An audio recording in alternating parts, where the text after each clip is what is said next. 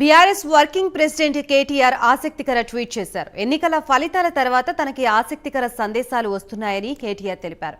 అందులో ఒకటి తనకి బాగా నచ్చిందని కేటీఆర్ పేర్కొన్నారు. 32 ప్రభుత్వ వైద్య కళాశాలలు స్థాపించే కంటే కేసీఆర్ 32 యూట్యూబ్ ఛానల్స్ పెట్టాల్సిందని ఒక నెటిజన్ సలహా ఇచ్చారని కేటీఆర్ వివరించారు. ప్రతిపక్షాల తప్పుడు ప్రచారాన్ని తిప్పికొట్టేందుకు ఈ యూట్యూబ్ ఛానల్స్ పనికి వచ్చాయని ఆ నెటిజన్ చెప్పారని కేటీఆర్ తెలిపారు. కొంతవరకు ఆ నెటిజన్ అభిప్రాయంతో తాను ఏకీభవిస్తున్నానని కేటీఆర్ అన్నారు.